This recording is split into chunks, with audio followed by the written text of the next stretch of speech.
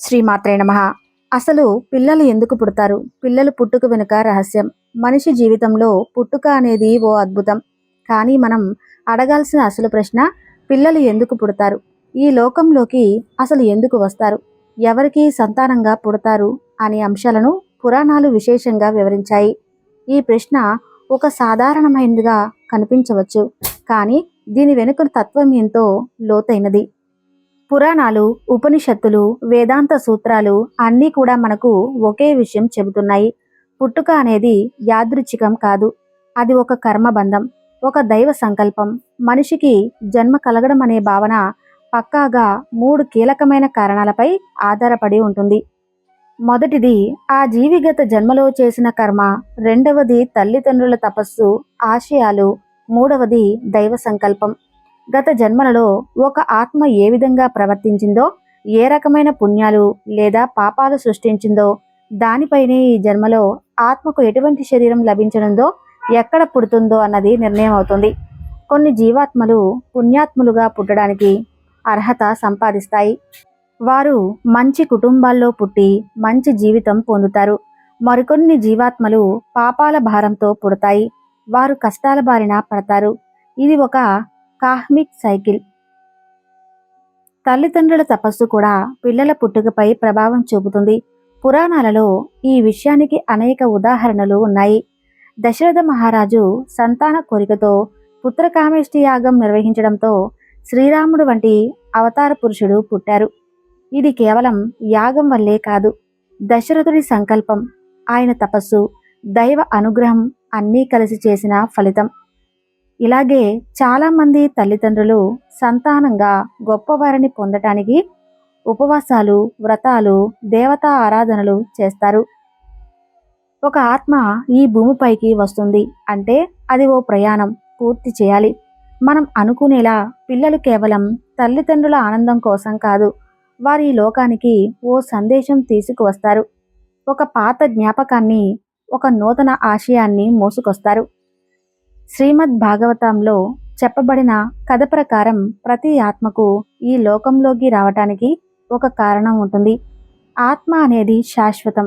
అది పుట్టదు, చావదు. గత జన్మల్లో చేసిన పుణ్యకర్మలు, పాపకర్మలు, ధర్మ ప్రాఖ్యాలు ఇవన్నీ కలిసి కొత్త జన్మను నిర్ణయిస్తాయి. ఒకసారి తల్లిదండ్రులు గర్భధారణకు సిద్ధమయ్యారు అంటే దైవం ఒక ఆత్మను ఎంపిక చేసి ఆ కుటుంబానికి పంపిస్తాడు.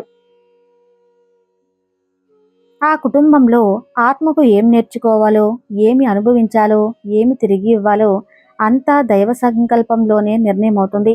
మనం చూడగలిగే ప్రపంచం కంటే చూడలేని లోకాలే ఎక్కువ. పిల్లలు జీవితం ఎలా ఉండాలో, వారు ఎవరితో కలవాలో, ఎవరి బంధం, ఎవరి పూర్వజన్మ సంబంధమో అన్నీ ఒక గొప్ప ప్లాన్ ప్రకారం జరుగుతాయి. ఇప్పుడు మీరు ఆలోచించండి, మీ ఇంట్లో పుట్టిన బిడ్డ నిజంగా మీకు కొత్తవాడేనా? లేక పాత జన్మలో మీ గురువు లేక మీ పితృదేవతల అభిమానం రూపమా? ఈ విషయంలో మహాభారతంలో ఉన్న కథలు మనకు స్పష్టత ఇస్తాయి. పాండవులు ఈ 5 బిడ్డలు తల్లిదండ్రుల సంకల్పం వల్ల పుట్టలేదు.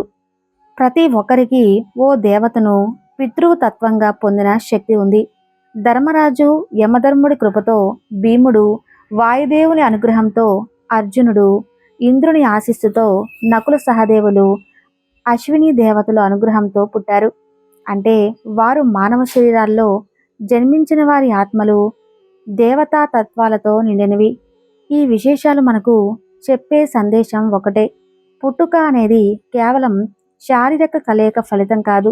ఒక ఆత్మ ఈ భూమిపై జన్మ తీసుకోవటానికి ఒక తల్లి గర్భంలోకి ప్రవేశించే సమయంలో ఆ తల్లి చుట్టూ, ముఖ్యంగా తల చుట్టూ ఒక పవిత్ర జ్యోతి త్రాటిస్తుంది. అది కేవలం శరీర మార్పు మాత్రమే కాదు, అది ఓ ఆధ్యాత్మిక పరిణామం. ఆత్మ గర్భంలోకి ప్రవేశించిన తర్వాత 9 నెలల పాటు ఆ శిశువు తల్లి గర్భంలో దైవ చింతనలో జీవిస్తాడు. వేద వ్యాఖ్యాల ప్రకారం ఆ శిశువు అప్పుడు భగవంతునితో మాట్లాడగలుగుతాడు. అతని పూర్వజన్మల జ్ఞాపకాలు కూడా అతనికి తెలియనివి కావు, కానీ అతడు వాటితోనే జీవిస్తుంటాడు.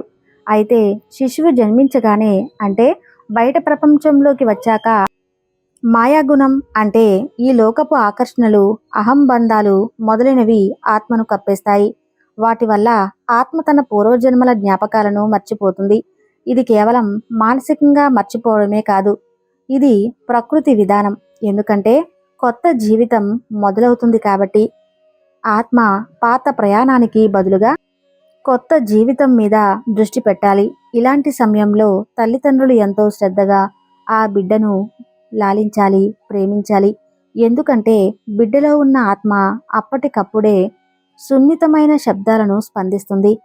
మీరు చెప్పే ప్రతి మాట, మీరు చూపే ప్రతి ప్రేమ జీవితానికి బలమైన ఆధారమవుతుంది. ఇప్పుడు ఒక ముఖ్యమైన విషయం, పిల్లలు పుట్టకపోవటం కూడా ఒక నిర్ణయం. కొన్ని ఆత్మలు భూమిపై పుట్టడానికి సిద్ధంగా ఉండవు. కొన్ని ఆత్మలు పుట్టకముందే తిరిగి వెళ్తాయి. వాటిని మనం గర్భస్థావంగా పరిగణిస్తాం. కానీ వాస్తవానికి అది కూడా దైవ సంకల్పమే. ఆత్మ ప్రాణి ముగించకపోతే లేదా తల్లి దేహం తగిన దారి కాకపోతే అది వెనక్కి వెళ్తుంది. అది శాపం కాదు, దానిలో కూడా దయ ఉంది. మనం ఇలా చూడాలి. ప్రతి పుట్టుకకు ఒక కథ ఉంది, ఒక ప్రయాణం ఉంది. పసివాడు పుడతాడు అంటే దైవం మన ఇంటి ముందట జ్యోతి వెలిగించినట్లే. మీరు ఆ బిడ్డను చూసి నవ్వితే చాలు, ఆ నవ్వు భగవంతుని ఆశీర్వాదంగా అనిపిస్తుంది. ఇప్పుడు మనం తెలుసుకుందాం. పిల్లల పుట్టుక అనేది ఒక సాధారణమైన సంఘటన కాదు, అది ఒక దివ్య సంకేతం. ఒక ఆత్మ తన ప్రయాణాన్ని కొనసాగించేందుకు భూమిపైకి వచ్చిన దశ అది. తల్లిదండ్రులకు ఆశీర్వాదం మాత్రమే కాదు, ఒక బాధ్యత కూడా. అతడు ఈ జన్మలో ఏ పాత్ర పోషిస్తాడో, అతని పాత్రలో ఈ ప్రపంచానికి ఎంతమంది మేలవుతారో తెలియదు. కానీ అది ఖచ్చితంగా దైవ యోజనలో భాగం. ఈ పుట్టుకల వెనుక ఉన్న మర్మం మనం తెలుసుకుంటే పిల్లల్ని మామూలుగా కాకుండా మరింత ప్రేమగా, మరింత జాగ్రత్తగా పెంచగలం. వారు ఏ ఆత్మలని తీసుకువచ్చారో వాటి తత్వాన్ని మనం గుర్తిస్తే ఈ సమాజం కూడా దివ్యంగా మారుతుంది. అందుకే పిల్లల పుట్టుకను పసివారి నవ్వుగా చూడకండి, దైవ సంకల్పానికి సంకేతంగా చూడండి. అప్పుడు మీ హృదయం లోకానికి ఒక మార్గదర్శిగా మారుతుంది. ఈ కథ మన మనసులో దాగిన మర్మాలను తెలియజేస్తుంది. బిడ్డ పుట్టుక అనేది ఒక శాస్త్రం కాదు, అది ఒక ఆధ్యాత్మిక ప్రక్రియ. దానికి గౌరవం ఇవ్వాలి, దానికి అర్థం చేసుకోవాలి. అప్పుడు మీరు ప్రతి బిడ్డను దైవ చిహ్నంగా చూడగలుగుతారు. ఇలాంటి మరిన్ని వీడియోల కోసం మా ఛానల్ను సబ్స్క్రైబ్ చేయండి, లైక్ చేయండి, షేర్ చేయండి. Thank you.